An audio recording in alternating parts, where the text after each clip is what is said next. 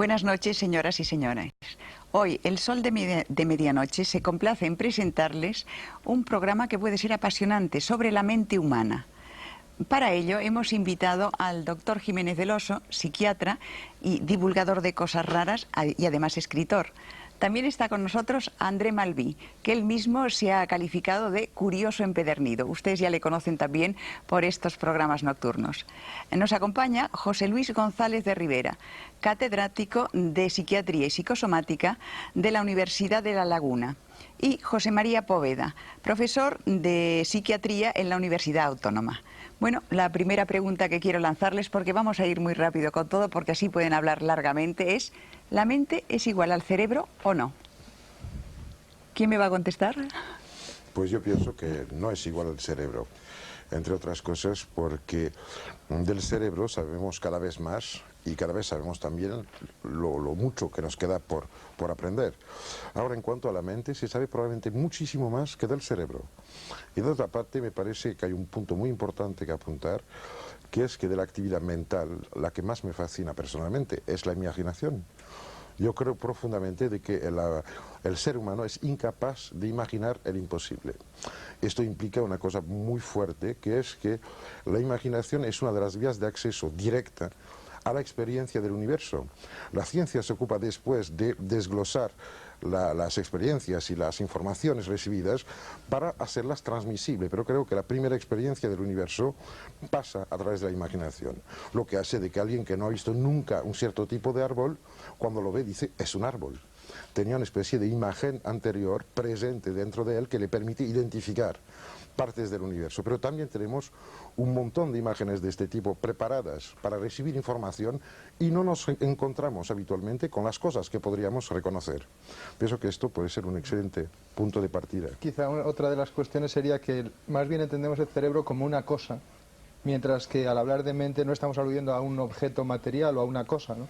Sería como decir, bueno, pues, ¿qué le pasa al puño cuando se abre la mano? ¿El puño ha desaparecido? O sea, más bien la mente es una función, una capacidad, y es muy difícil de localizar cuantitativamente. Esa sería también una de las características. Antes nos preguntábamos, ¿sería posible una mente sin cerebro como uno de los problemas? ¿O hasta qué punto el cerebro produce limitaciones a la mente? No, pero es que esto plantea una pregunta fundamental, que es que la mente existe por sí sola o solo existe cuando se manifiesta.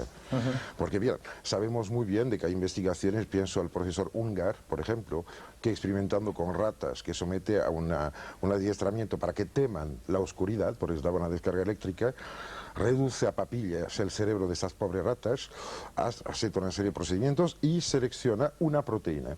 Esta proteína administrada a ratas que nunca habían recibido el adiestramiento, pues provoca en ellas la reacción adquirida por las otras, lo cual apunta hacia una dirección brutal, que es que se puede transmitir mediante sustancias ciertos tipos de comportamientos o experiencias adquiridos.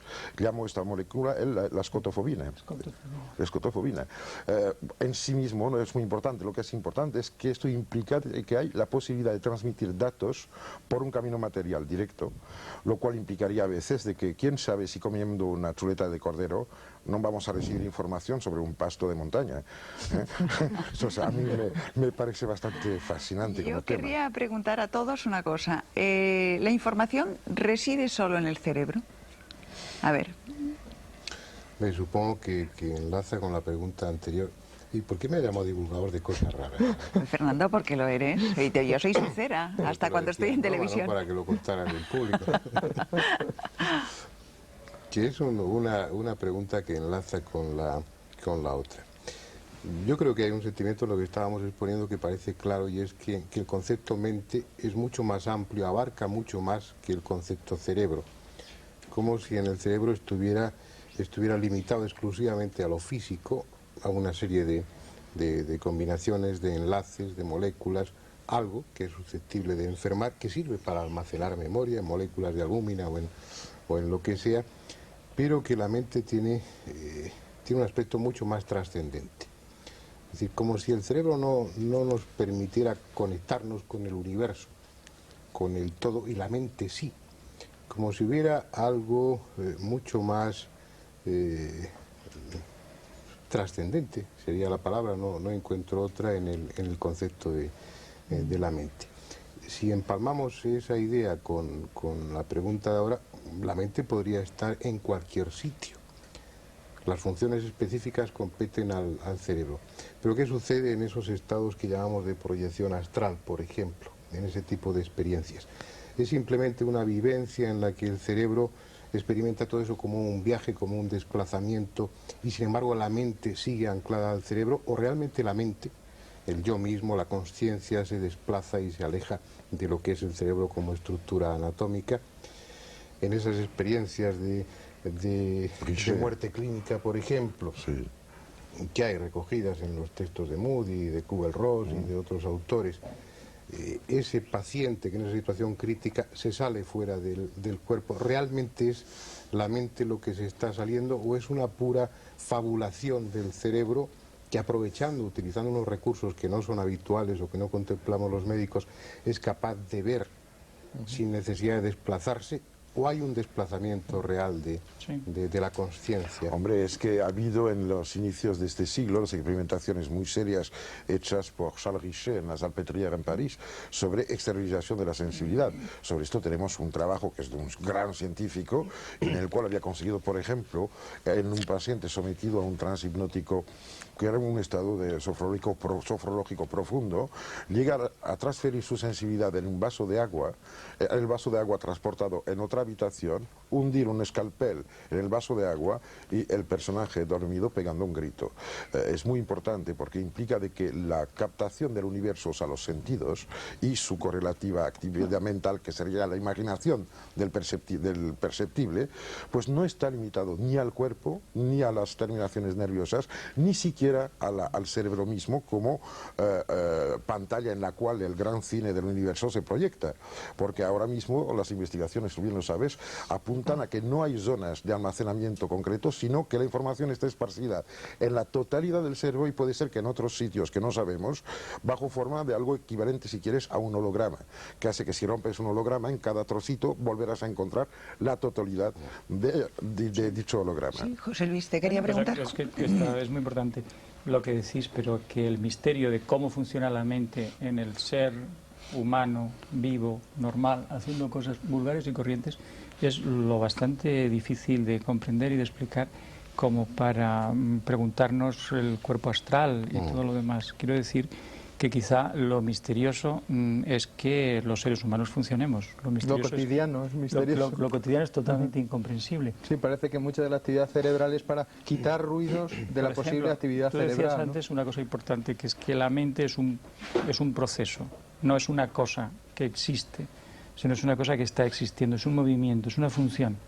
La mente es muy difícil de estudiar, porque no se estudia una cosa concreta, no es una idea, no es ni siquiera un objeto, ni siquiera es una idea, es una función, es algo que está continuamente en movimiento, en transformación. El cerebro, curiosamente, tampoco es una cosa, es también un proceso. El cerebro está continuamente cambiando, tiene una plasticidad. Hay una relación entre función mental y función cerebral.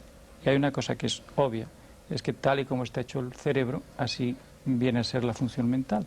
Pero hay otra cosa que es menos obvia y que es muchísimo más importante, muchísimo más sorprendente, y es que tal como funcionan los procesos mentales, así se modifica el cerebro. Por ejemplo, individuos o los experimentos, los estudios se hacen, como tú decías antes, con ratas, con gusanos, por una razón, porque son mucho más fáciles de estudiar, viven menos tiempo y entonces en una rata podemos ver lo que en un ser humano serían 40 años de vida, en la rata lo vemos en 4 días. Unas ratas que están sometidas a un ambiente con mucha estimulación, con mucha información, digamos, que tienen muchas experiencias, desarrollan un cerebro no exactamente muy grande, pero un cerebro muy complejo.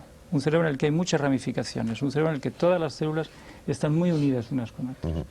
Una rata que vive en un ambiente pobre tiene el mismo número de células, pero las conexiones entre las células, lo que tú dices, la imagen holográfica, sí. es un mapa de conexiones intercelulares. Yo no iba a apuntar a las neuroglías, porque más importante que los constituyentes directos, neuronas susceptibles de almacenamiento, parece que importa mucho más las neuroglías que permiten la... Fíjate una cosa que seguía antes de que pierda el hilo de lo que decís antes.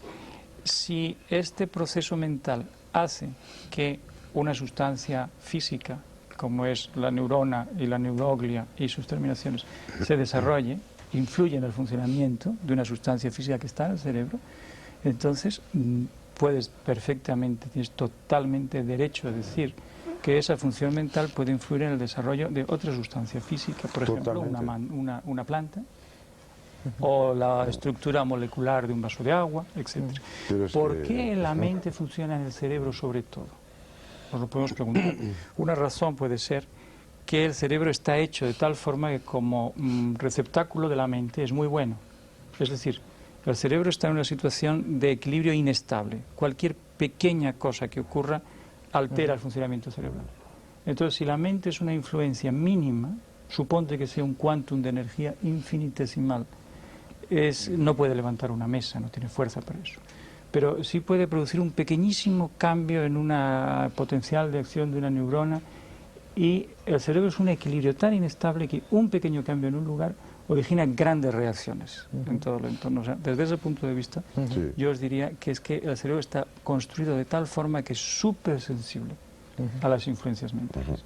Sabes que existe una teoría que voy a dar por lo que es, incluso podría ser que divertida, pero que dice que en realidad existe un gran corriente cósmico de información que atraviesa la totalidad del universo y que el cerebro es una de las 1000 formas posibles de captar una parte de esta información y que habría que mirar la actividad cerebral como una actividad limitativa que hace de que yo escojo el rojo quitando todos los demás colores, ¿no? Y que cada vez que escoges un concepto, un dato, una idea, una sensación, eliminas las demás, que también es la clave del proceso de concentración, que es reunir los puntos comunes de una infinidad de conceptos dispares para solo tener en cuenta la parte que permite enlazarlo. Este concepto es muy importante porque permitiría entender de que existe un flujo de información ajeno a la zona en la cual lo vemos. Lo mismo que si quitas la pantalla de un cine al aire libre, el proyector lo va a mandar al espacio y se va a perder la información de la lejanía. Y si consideras que el cerebro en este momento es el punto de impacto en el cual podemos ver la huella del pensamiento, la huella de la mente, considera de que todos los fenómenos que consideramos a nivel bioquímico, etcétera, en un cerebro son como las huellas del jabalí en la nieve del invierno, no el jabalí.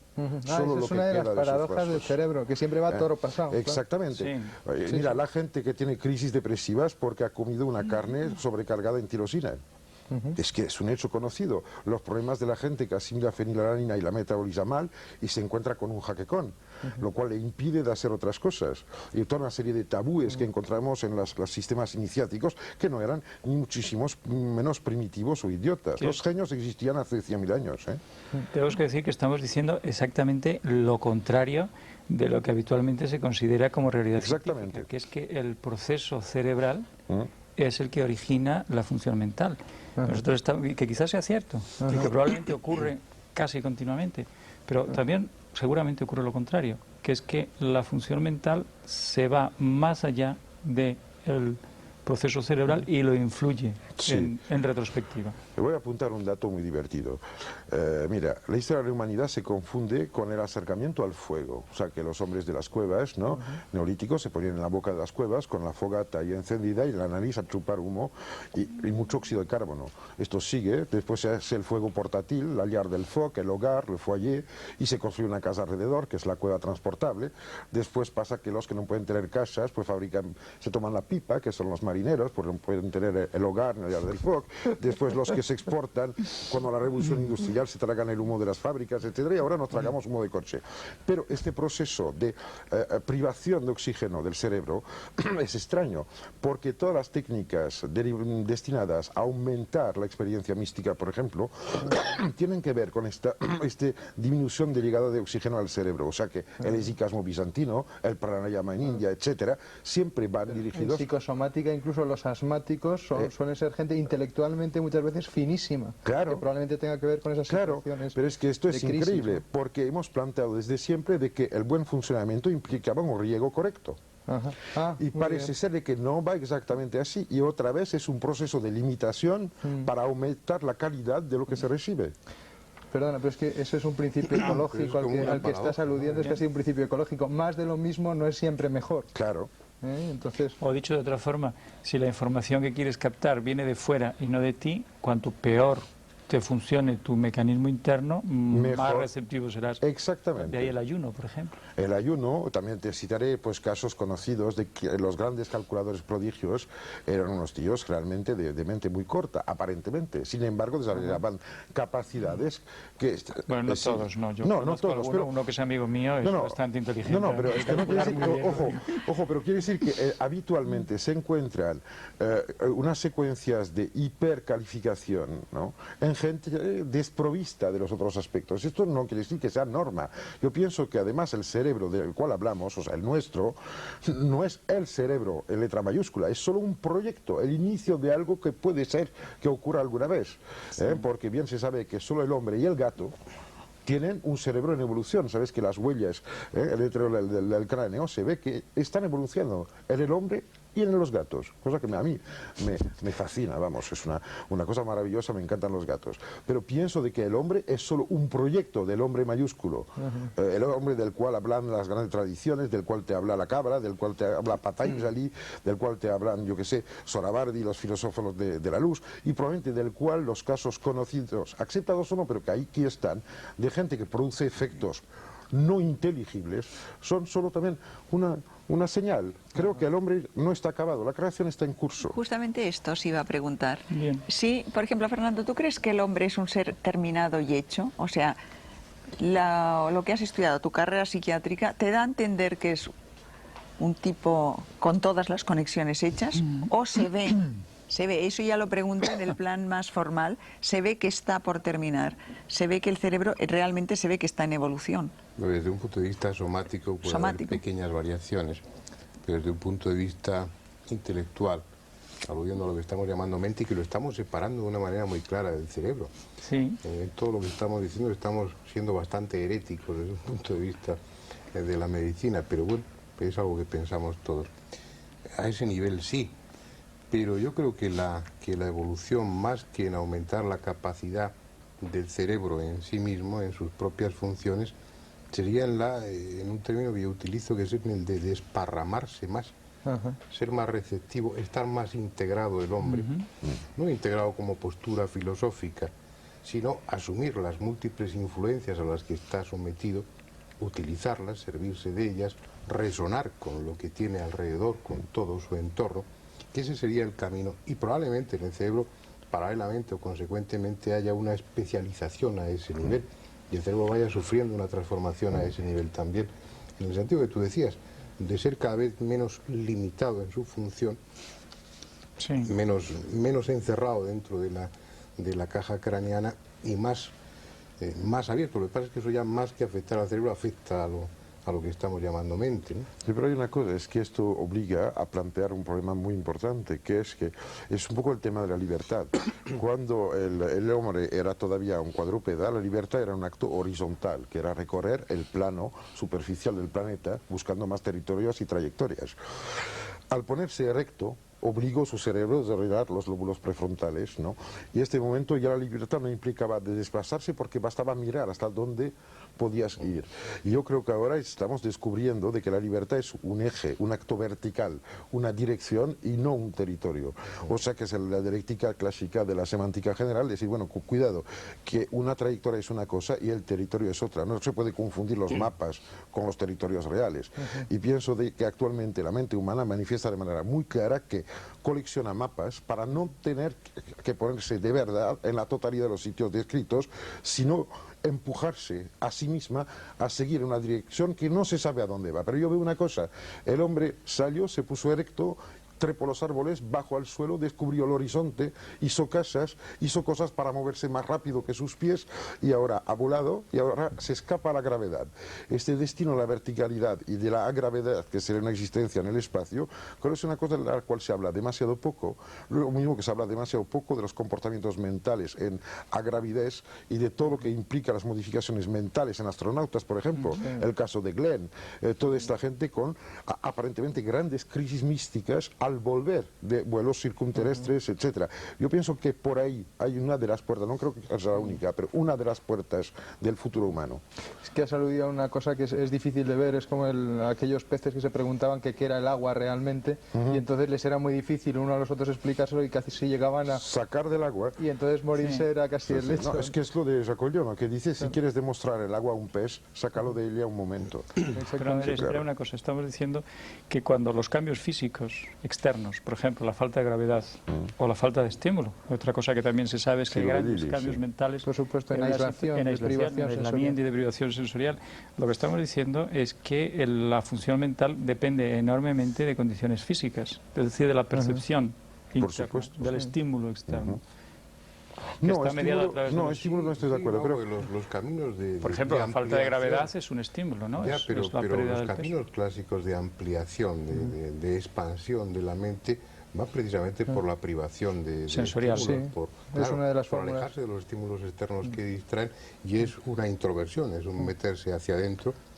Aparentemente, probablemente lo que hace el cerebro o la mente en ese momento es justamente lo contrario, es expandirse, pero prescindiendo de lo que percibe a través de los sentidos.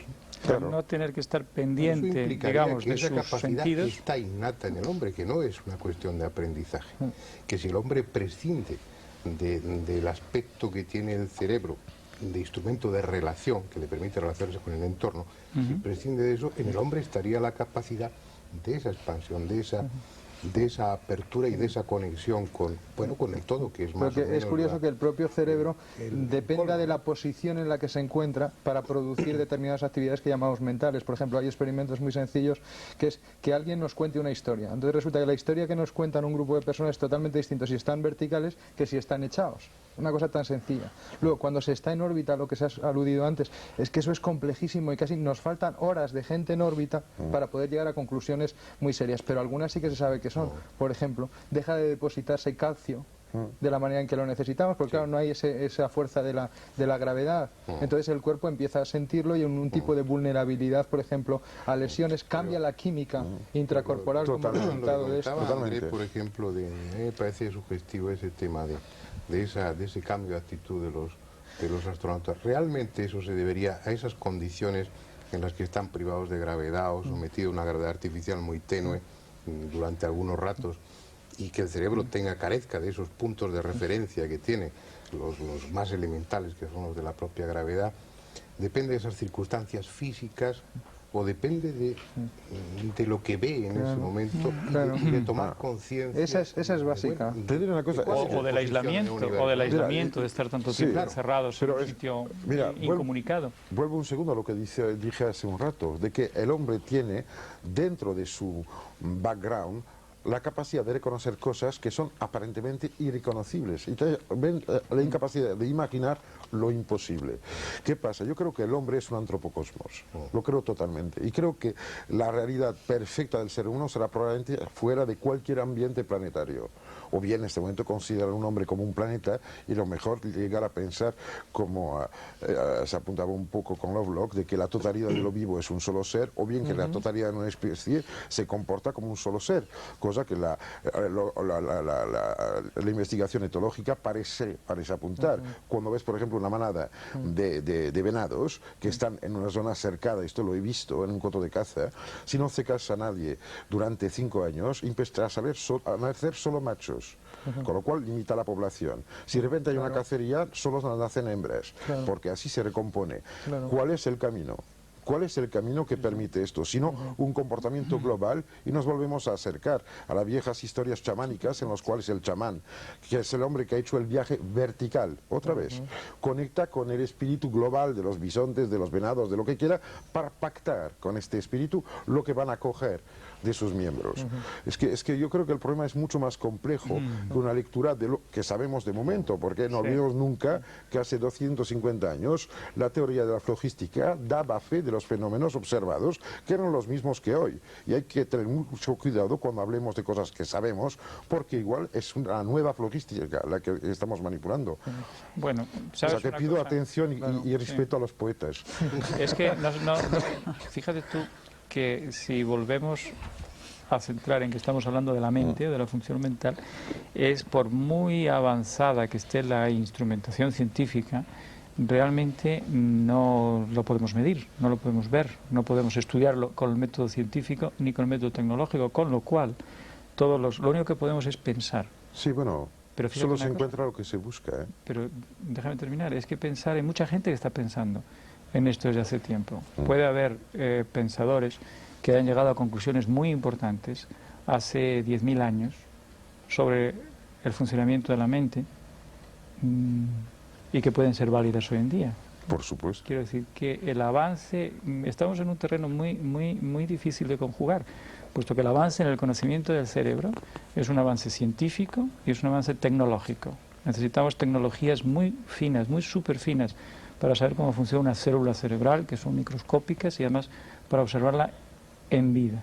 Medir el metabolismo de las sustancias intracelulares en una célula viva es un avance tecnológico extraordinariamente difícil. Ya empieza a haber posibilidad de medir todas estas sustancias. Sí. En cambio, mentalmente, el funcionamiento mental, seguimos sin tener una metodología. Lo único que podemos es pensar, imaginar, y lo que tú dices, solo se imagina Lo que puede lo ser. que es posible. Lo que es posible. Eso quiere decir que cuando imaginamos una cosa es que imaginamos algo que es así, Totalmente. ¿verdad?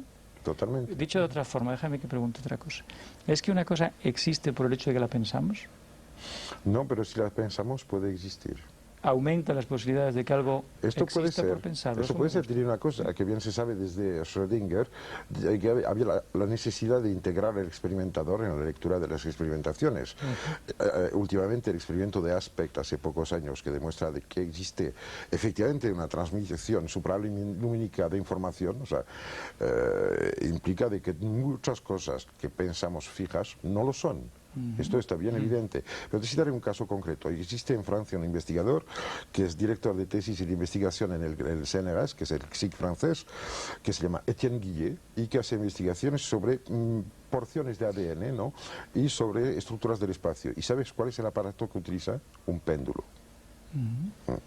Y está publicando conjuntamente con Christian Hardy, que es una física teórica, unos libros bastante espectaculares sobre este pormenor. Del otro lado, un señor como Costa de Borgard, que es otro físico teórico, trabaja sobre la reversibilidad del tiempo, o sea que el tiempo transcurriría por lo menos en dos direcciones, lo cual ya pone muy en peligro las posturas drásticas que prohíben el hecho de recibir información como una resaca del futuro, y que también ponen en pregunta de que si nuestra conciencia limitada al presente activo o al pasado adquirido realmente sea algo digno de fiabilidad.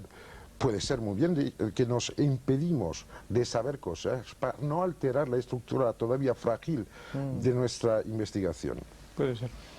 ¿No será que faltan esos empalmes que hablábamos al principio, que no están todos, digamos, integrados, todas las funciones no están actualizadas? El ranacuajo que fuimos cuando empezaron a aparecer los primeros anfibios, arrastrándose en el borde del océano primordial, podía ser que soñaban de pájaros. Sus pares los trataban de locos.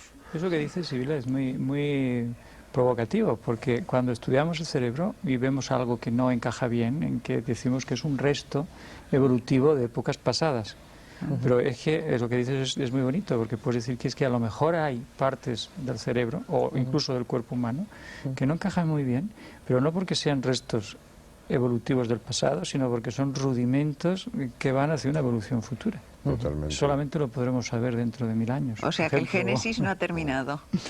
Por Bueno, supuesto. da la impresión, ¿verdad? O sea, no hay ninguna razón para pensar que después de tantísimos siglos de evolución esto se tenga que detener ahora, sino que es, Y obviamente... otra de va las de paradojas de la mente a la que yo quería aludir es que finalmente cuando haya pasado lo que haya pasado, un desastre o una cosa aparentemente feliz, la mente luego es capaz de dar significado, de hacer un último reencuadre, de darle otra manera de verlo que sea más personal y que además a lo mejor a uno le cuadre. Y eso es una paradoja, ¿no? Porque a lo mejor frente a una situación, digamos que mecánicamente en un animal sin una mente desarrollada el proceso sería un arco reflejo. Si pasa esto, indudablemente pasa esto, digamos el dolor, pues la mente es capaz de transformar el dolor en un significado o transformar un placer. Y en el sueño, cuando el sueño se produce a través de un estímulo externo, que tú creas una historia previa Claro. a ese estímulo, y ese estímulo aparece como un elemento clave de tu sueño, Ajá. Sí. Tú construyes el sueño a partir de ese estímulo, pero te trasladas en el tiempo. Claro, Claro. los trabajos Empiezas a de construir Becker. el sueño desde antes de que se produzca el estímulo. O Eso sabe es. tu inconsciente que se va a producir, o tu mente en esas circunstancias prescinde del curioso. tiempo y elabora Eso. un sueño en el que ese timbre de la puerta es el elemento O estaba almacenada esa fundamental. información, y se ha reactivado como en un holograma que estuviera ya almacenado y que a ese estímulo Ha sido se ha instantáneo. contestado.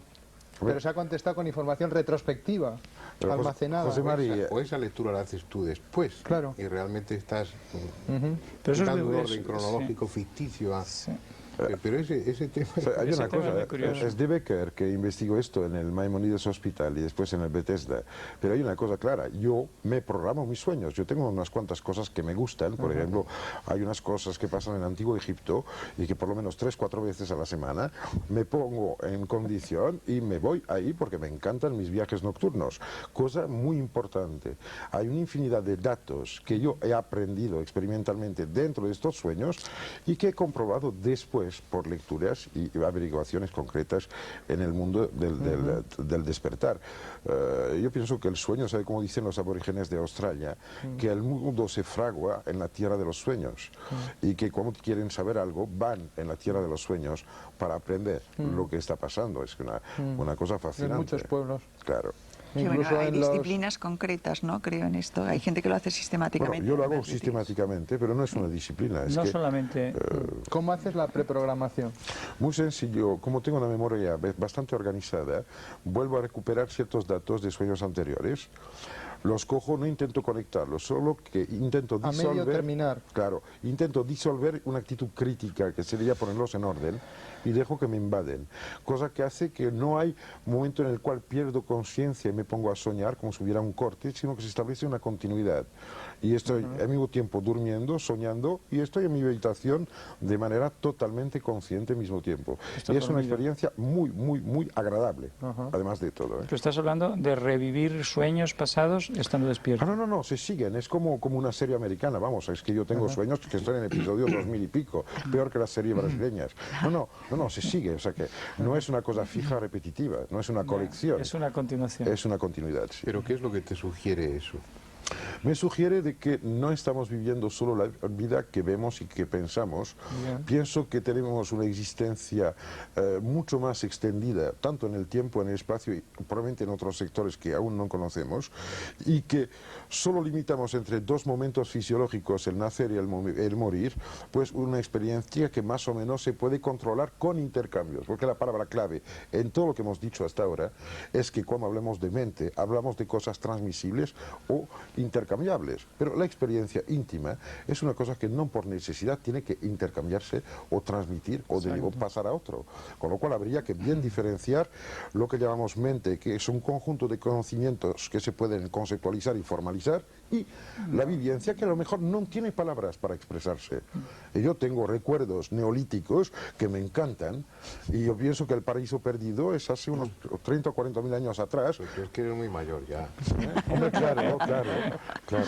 Y charlón. Eso que contabas del sueño es interesante.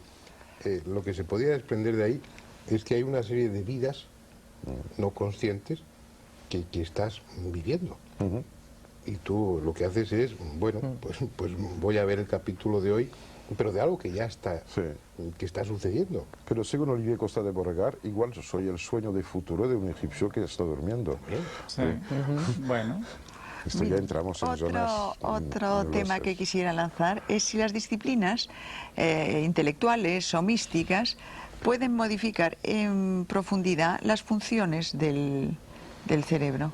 Las sistemáticas estas... yo eso lo sé. ¿Sí? Lo sé porque está estudiado. Está estudiado en meditadores. Está estudiado desde hace unos cuantos años. Hay gente que se dedica a estudiar el funcionamiento cerebral de personas que están practicando una técnica de meditación determinada durante cierto tiempo. Y entonces se ve que hay varias funciones que se modifican. No Por son- ejemplo, Por ejemplo, el ritmo eléctrico cerebral. Yo recuerdo con Fernando, ¿te acuerdas? Hace pues es unos 14 años en el hospital psiquiátrico que estuvimos haciendo medidas electroencefalográficas. Sobre el pulsado. high, Exacto. high. Pero vino por escúchame, allí. lo más Entonces, no solamente se retrasado. modifica durante el momento de la meditación, sino que en individuos que llevan ya un tiempo crónico, generalmente se calcula que vienen a ser 6 meses, por lo menos de una técnica que se llama el entrenamiento autógeno, se calcula que 6 meses de práctica continua marca la diferencia en la que las modificaciones cerebrales se hacen más o menos permanentes, no solamente durante el estado de concentración, sino que lo que sea que se modifique, se modifica. Sí, hablas de la técnica de Schultz. La técnica de Schultz, por ejemplo, la reactividad neurovegetativa, que se asocia con funciones fisiológicas medibles. No, esto me lo tienes que contar mejor. ¿Sí? Bueno. No, esto de la actividad neurovegetativa que se asocia, hasta ahí lo he entendido. A partir del que se asocia, ya me he perdido. O sea, que... Problemas psicosomáticos Sí. en relación... O sea, que lo cuentes de una manera que yo lo pueda comprender. Te lo voy a explicar de otra forma.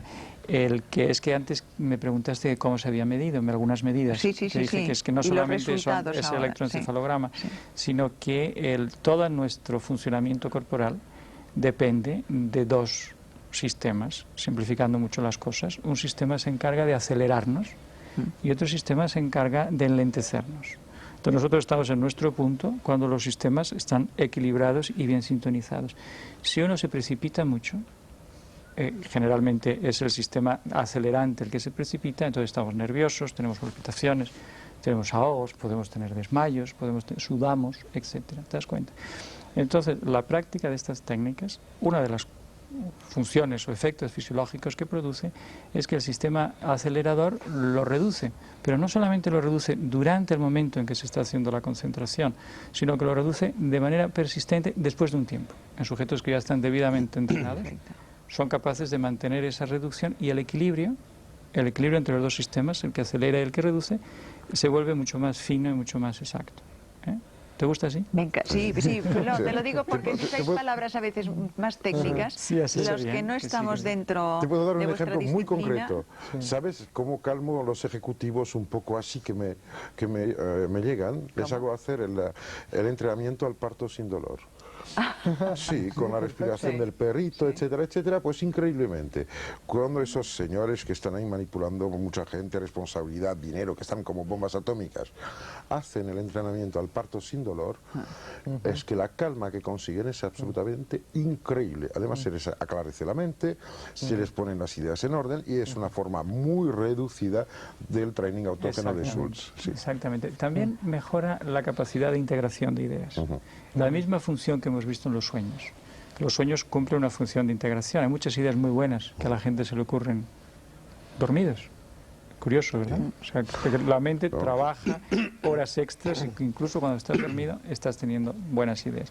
En los estados de concentración también mejora la integración de informaciones aparentemente inconexas, de repente se ponen juntas y se saca una conclusión que en el estado habitual, consciente de pensar con mucho esfuerzo, no se te hubiera ocurrido. O sea que podíamos llegar a la conclusión de que se puede llevar a cabo determinados sistemas, por lo cual tú eres más inteligente. O sea, aumentas el rendimiento del cerebro, pero en positivo. No. No. Pues a No. ver. Bueno, verás, hay algunas cosas. Es que las técnicas de relajación en cuestión técnica, y yo creo que sin técnica, el tomarse las cosas apaciblemente y sin agobiarse demasiado, eso mejora la capacidad de integración de la información que ya tenemos. Eso es una cosa. Pero eso no es ser más inteligente, eso es ni siquiera ser más listo. ¿Eso qué No, es? es Eso dejar sitio. eso es sacar el sentido de las cosas que ya sabes. Sí.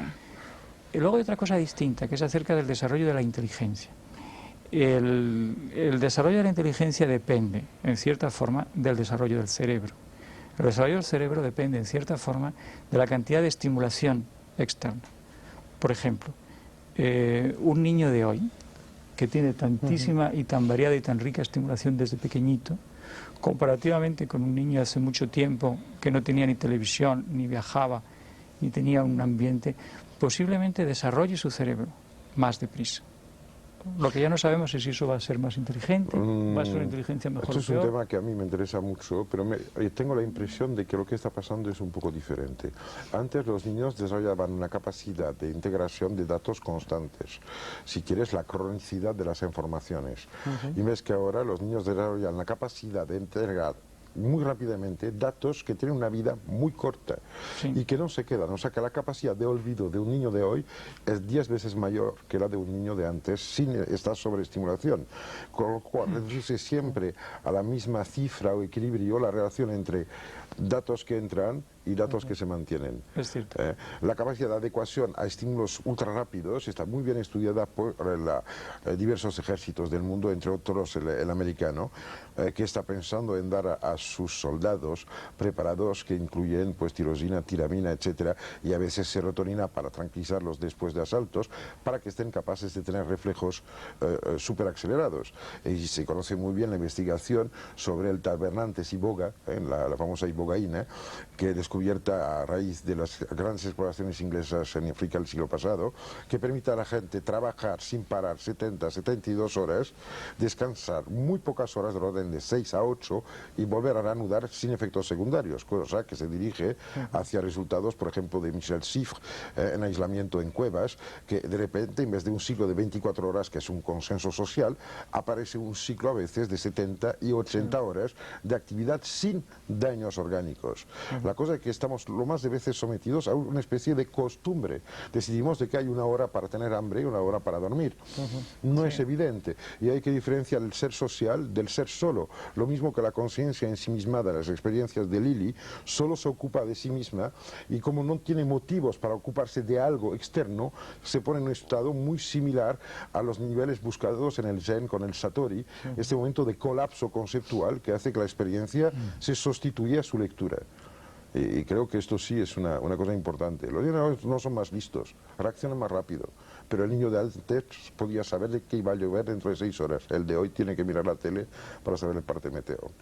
Eso es cierto. Yo quería preguntaros también otra cosa. ¿Por qué a mayor información y mayor conocimiento intelectual no se corresponde en absoluto un mejor comportamiento? Ya sé que no tiene nada que ver, pero parece que la gente que tiene, pues yo que sé, más cultura, que está más abierta al mundo, tiene que tener una mejor comprensión de las cosas y por lo tanto, pues efectivamente un mejor comportamiento. Y parece que esto no sucede. Que lo que parece es que el conocimiento implica probablemente cambios de comportamiento y muchas veces el comportamiento correcto es el comportamiento mismo, el mismo que estaba haciendo. El libro del Génesis empieza con un momento en el cual el aumento del conocimiento quita una bondad moral, o sea que hay una paradoja con lo que significa acercarse a lo nuevo, asimilarlo y transformar la conducta. Claro. Otra razón es porque la gente que sabe mucho ha pasado tanto tiempo estudiando que no ha tenido oportunidad de establecer relaciones humanas razonables y entretenidas y positivas. Lo digo medio en broma, pero pues es cierto, ¿te das cuenta? Saber mucho no quiere decir vivir mucho, y conocer mucho no quiere decir haber tratado a mucha gente y saber cómo se trata a la gente.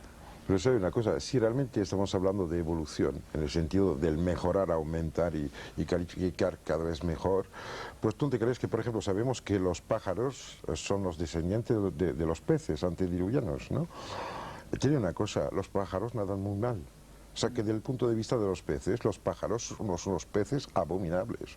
Creo que el sistema de referencia se tendría también que adecuar, porque en lo que planteó Sibila había una paradoja, pero que era ya un fallo de planteamiento. Porque si efectivamente estás en una zona de parámetros fijos, evolucionas, contemplas otros parámetros, los comportamientos que nacen de esta contemplación no se pueden aplicar a los anteriores. O bien se tendría que quitar todo un montón de comportamientos de esta persona de la cual hablaba para poderla hacer entrar en el cuadro anterior, a condición de que se mantenga. Por ejemplo, fíjate otra cosa, hablando de lo que tú decías, la relación entre el conocimiento, la cultura y el ser buena persona, ¿no? Sí, bueno, y un comportamiento correcto. Bien, un comportamiento correcto. Una de las esencias del comportamiento correcto, de lo que llamamos una buena persona, es la capacidad de sentir lo que sienten los demás. Técnicamente lo que llamamos la empatía, la capacidad de, sin palabras y sin nada, tener una sensación en el corazón de lo que está experimentando otra persona. Que si quieres puede ser un ejemplo de telepatía o puede ser un ejemplo de capacidad de leer de los gestos mínimos lo que otra persona está viviendo en ese momento, etcétera. Eso es esencial para querer a la gente, para que la gente te quiera. Fernando hablaba de resonancia, comentabas antes, ¿no? La capacidad de resonar sí, con el... Yo creo que pero fíjate una cosa, hay conceptos. Que te termine la cosa, es que precisamente la gente que tiene más amor al conocimiento, hay de todas clases. Filósofos, Pero hay un dices. tipo, no, hay un tipo importante de gente que tiene amor al conocimiento, que es gente que es muy racional. Es muy racional en el sentido de que da valor sobre todo a las funciones intelectuales, da valor sobre todo al pensamiento, no da valor al corazón, no da valor al sentimiento. Eso no Y implica no son cultura. empáticos, y son muy conocen muchas cosas. Eso significa erudición. Exacto. Pero es que estamos mezclando esos dos. Sí. Cultura es más una actitud, está mucho más cerca del humanista, que tal vez sepa de muchas cosas muy poco, sin haber profundizado en ninguna de ellas. Pero eso le da una actitud en la vida en la que probablemente esté implícito eso que comentaba Sibila, una mejor resonancia, una capacidad de empatizar, pues porque no le cuesta ningún trabajo, porque Claro. esa actitud lleva implícita también la sensibilidad.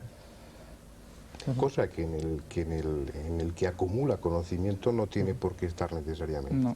Es más, probablemente De hecho, el suelen conocimiento estar. implique una limitación, Sí. no en la materia a conocer, que ahí sí profundizas, pero tú lo comentabas antes también, eso te hace dirigirte vectorialmente en un sentido, hacer de tu vida una especie de pasillo más o menos estrecho por el que te mueves, vas conociendo cada baldosa que pisas, pero lo que hay fuera de ese pasillo escapa a tu percepción Sí. y te está limitando. Hay un cuento corto que a mí me encanta, te lo voy a contar muy rápido. Es un señor muy sabio que vive en una pequeña aldea al final del siglo pasado y cuida el ganado durante el verano en los montes, ¿no? Y una noche, sobre las 9, deja su ganado ahí y empieza a bajar hacia el pueblo. Cuando llega, son las 4 de la madrugada y ha nacido un niño. Él lo había olido, porque era un sabio, su mente efectivamente había abarcado mucho más. Con lo cual entra, felicita a todo el mundo, etcétera, etcétera, te paso los detalles, llega a la cuna, coge el niño, lo mira de guapo que es y le tuerce el cuello. Horror. El niño se llamaba Adolf Hitler. ¿Cómo juzgas esto? ¿De buen comportamiento o de mal comportamiento? Esto Desde es la perspectiva del una niño, cosa... No, es que quiero decir de que la posibilidad de juzgar de manera real las implicaciones de un acto o un comportamiento implica necesariamente el conocimiento de la totalidad de los parámetros en juego, cosa que evidentemente no ocurre, con lo cual son siempre unas opciones, pero sometidas a muchas críticas Estamos potenciales. hablando dentro de lo que es andar por casa, ¿no? Estamos hablando de un gran conocimiento. Ese camino lleva obligadamente a la desafección, es bueno, el conocimiento con profundidad implica desconectarte de esos afectos normales. Desde un punto de vista humano eres inhumano, eres no recomendable, eres algo negativo o algo malo. Desde el punto de vista más trascendente, más importante, acercándote a ciertos niveles a ese hombre con mayúscula que planteabas, es un camino en solitario. Si tú estás condicionado por familia, por amigos, todo eso es un hándicap en el momento de evolucionar. Pero estamos hablando dentro de unos términos coloquiales y lo que... Sí, pero lo que quería cultura, decir es que había conocimiento, aprender para aprender a saber, Claro. y el aprender real para mí que es aprender a aprender, que es una capacidad a integrar lo desconocido y no un arte de organizar lo que ya sabes. Eso está bien. Otro tema que quería plantearos es si verdaderamente hay un poder de la mente, hay poder mental, desde vuestro punto de vista científico, ya prescindiendo casi de experiencias, o sea, se ha podido constatar Que ahora evidentemente... que no nos hemos aclarado bien de lo que es la mente, quieres que además sepamos Sí. lo que es el poder. Exactamente, exactamente, es que los he traído para exprimiros. Bueno, parece ser que efectivamente existen fenómenos que todo el mundo puede ver, o casi todo el mundo en ciertas condiciones, que escapan a las habituales limitaciones que ponemos para entendernos a lo que es el cuerpo, la mente, etcétera. Si yo hago esto, no voy a coger tu vaso, ¿no? Porque mi brazo se para aquí, tu vaso está allá. Sin embargo, por ejemplo, hay lanina, culagina, etcétera, que mueven cosas sin contacto físico. ¿Qué quiere decir? ¿Que tienen un poder? No. Quiere decir que muy probablemente la capacidad de mover cosas no se para donde se para la piel.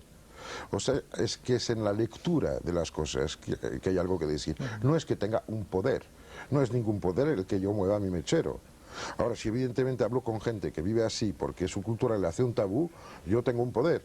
Y pienso que habría que abrir los ojos con mucha tranquilidad y no dejar pie a ningún tipo de fantasmada o de charlatanería que empezaría a implicar problemas o cosas más misteriosas aún, para explicar una cosa que al final se puede contemplar. Yo creo que muchas veces la sabiduría consiste a constatar sin juzgar, porque siempre si se espera lo bastante aparece un orden en las cosas. El gran drama es de intentar siempre poner un juicio prealable a cada paso.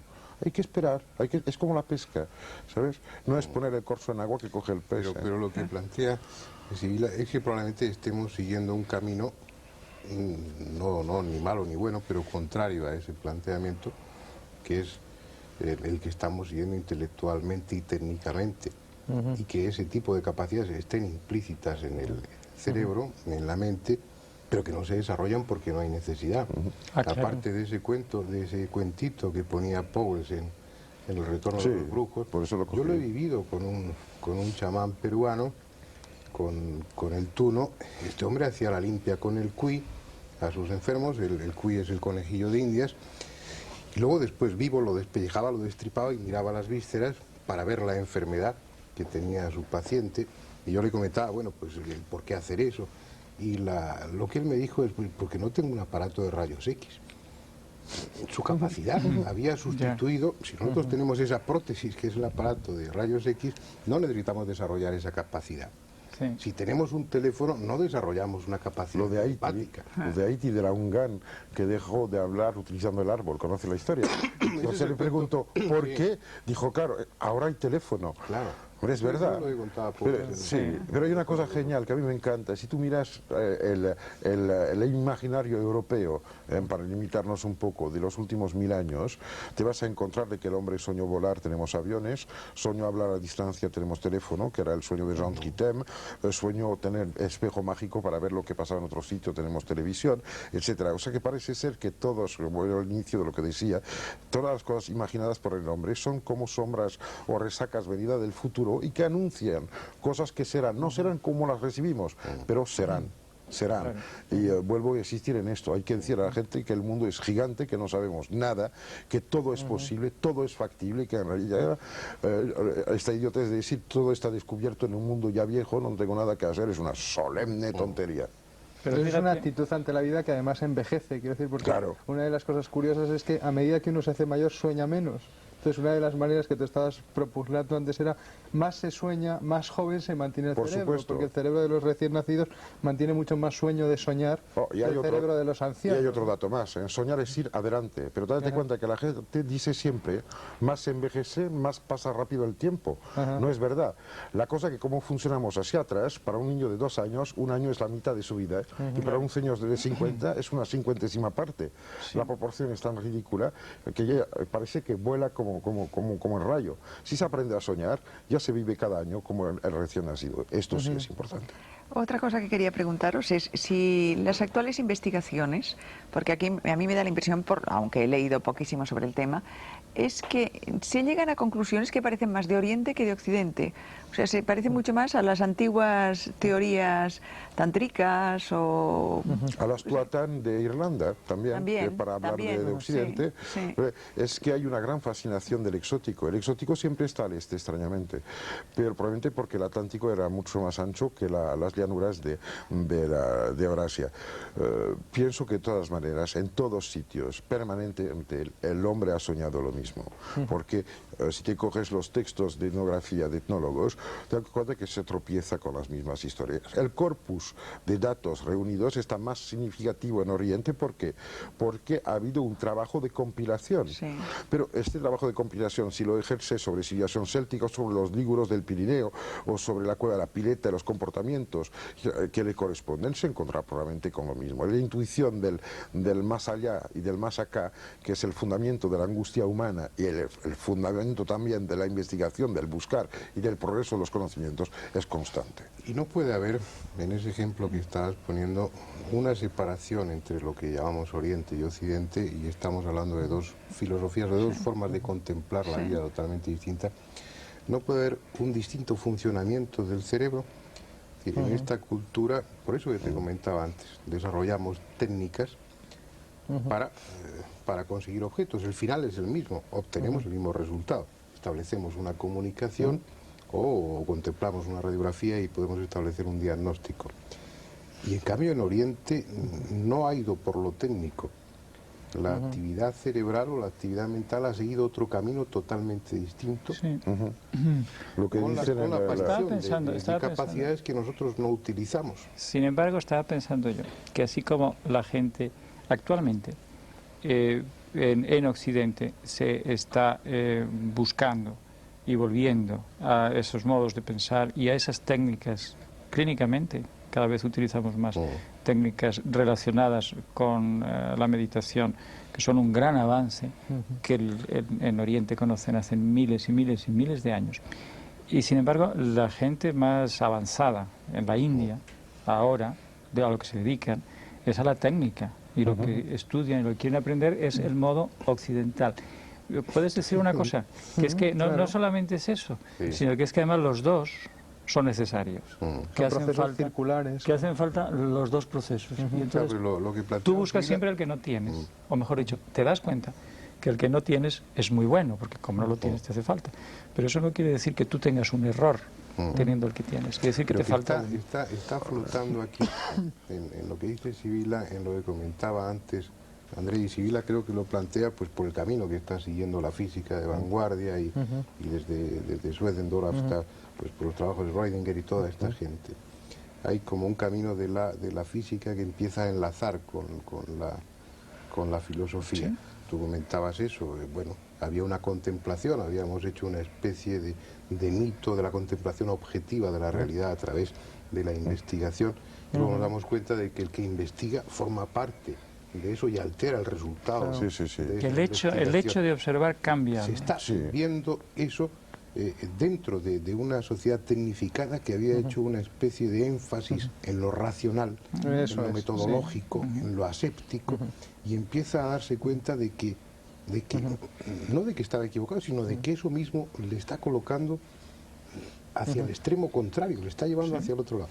Y tú planteas ahora que en Oriente se está produciendo justamente lo Claro. contrario. Sí, no, hay una cosa importante. En Japón, imagínate, Sí, desde sí, un imagínate, primer fíjate. momento de Japón de hace 100 años, cuando eran incapaces de entender lo que era una fábrica. Cuando trasladaron las primeras fábricas de aquí, copiaron incluso con ladrillos. No había ladrillos en Japón. Fabricaron ladrillos para que se pareciera, pero el sistema de pensar ellos la fábrica hizo que en las primeras fábricas fuera absolutamente desastroso. Después de muchos ensayos ya se han mentalizado, pero muchas veces en Japón ahora están perdiendo los papeles, y lo que nosotros buscamos en Japón, como lo oriental, en Japón ahora mismo es casi una rareza que se cultiva, pero mucho menos que aquí los toros, quiero decir. ¿Sabes? Hace muy poco tiempo que uno de los investigadores de la Fundación Jagadish Chandra Bose en Delhi, Sir Jagadish Chandra Bose, fue el que investigó sobre la sensibilidad de los vegetales, etcétera. Hizo estudios en Oxford y en Inglaterra y pues volvió a India. Y este hombre decía que, claro, ahora se estaba dando cuenta que todo lo que ha ido a aprender en Heidelberg y en Oxford lo estaba encontrando de una forma mucho más sutil en las actuales traducciones que se hacen de los viejos textos de comentarios del Rig Veda y del Yajur Veda concretamente, que se han encontrado descripciones de aparatos que probablemente ya existieron. Pero esto plantea un problema más amplio, que es el de los famosos ciclos de civilización que aparecen, desaparecen, etcétera. ¿Tú te acuerdas la historia de las pilas eléctricas de Bagdad, que se encuentran cuando hacen los desagües y que pasan, me parece que 20 y tantos años como objetos del culto? Estamos frente a un legado del pasado que no llegamos a entender, porque solo entendemos lo que es conforme con lo que hemos decidido que era justo o verdadero. Cuando Gusmão en Portugal hace volar su avión en 1722, me parece, cuando llega al resto de Europa se dice que es una fantasmada. Sin embargo, ahora sabemos que efectivamente lo había hecho. Es que la cosa es que hasta hace muy poco tiempo la gente vivía en un ambiente muy limitado. Las guerras, por ejemplo, existieron porque no había radio disponible. Ahora vivimos en un mundo en el cual recibimos información de Australia, etcétera, casi en el acto, lo cual hace que pienso que hay un factor enorme que ocurrió hace poco tiempo, que durante 24 horas casi la totalidad del planeta fue escuchando la misma música, fue el concierto de Mandela. Que esto implica una actitud de captación de un dato común por la casi totalidad de la humanidad, sobre todo la humanidad joven. Esto está haciendo aparecer nuevas estructuras en el inconsciente y abre nuevos comportamientos. Creo que la diferenciación este-oeste a la hora de los aviones intercontinentales es un proceso totalmente obsoleto, porque ahora mismo, además, hay que apuntar que hay mucho más sabios orientales en Occidente que en Oriente. Esto no olvidarlo nunca, y que hay mucho más gente que sigue caminos de investigación de tipo oriental, entre comillas, en Occidente que hay.